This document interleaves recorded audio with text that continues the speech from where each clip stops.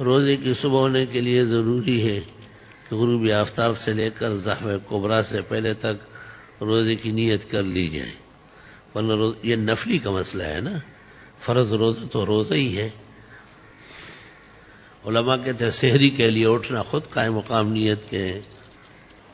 رمضان میں سفر کرتے اگر کوئی رخصت پر عمل کرے اور افطار کرے تو کہاں تک رخصت پر عمل کرے؟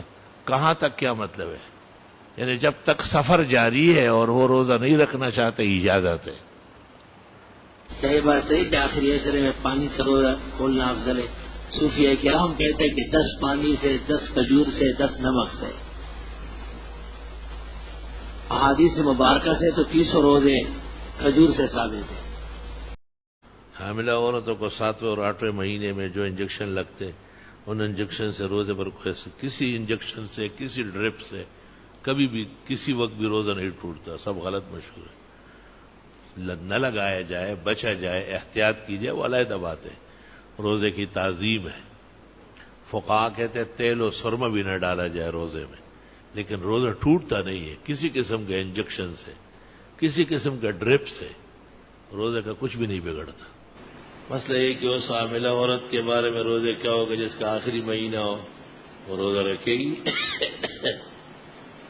حاملہ عورت روزہ رکھتی ہے اور اگر خدا نخواستہ حمل بھاری ہو، وہ کمزور ہو، بیماری لاحق ہو، جان خطرے میں ہو اس کی یا بچے کی، تو نہ رکھنے کی اجازت ہے۔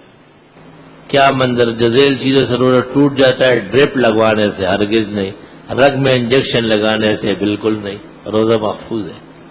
ہاں یہ کام جہاں تک ہو سکے حالت روزے میں نہ ہو، شام کے اوقات میں ہو، تاہم اگر شدید مجبوری آئی، کسی قسم کا بھی انجیکشن اور ڈریپ لگایا گیا تو یہ روزے کو توڑتا نہیں ہے، روزہ برقرار ہے۔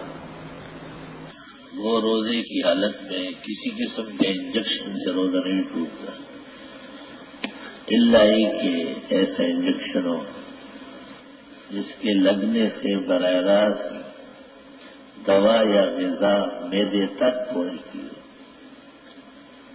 معدے کو یا دماغ کو اگر بغیر نسام بدن کے دوا یا غذا پہنچے تو اس سے روزہ ٹوٹتا ہے۔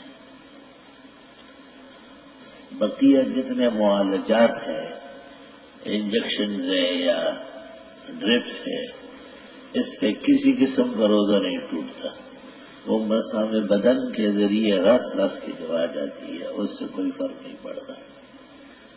تاہم روزے کی حالت میں اس قسم کے معالجات سے پرہیز چاہیے۔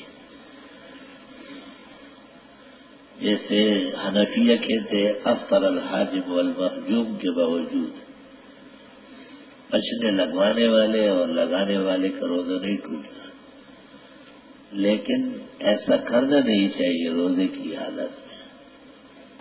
مزید اسی طرح کی دینی و علمی اور معلوماتی ویڈیوز کے لیے ہمارے چینل کو سبسکرائب کریں اور بیل آئیکن کو پریس کر دیں تاکہ ہماری نئی آنے والی نوٹیفیکیشن آپ کو سب سے پہلے مل جائے۔ جزاک اللہ۔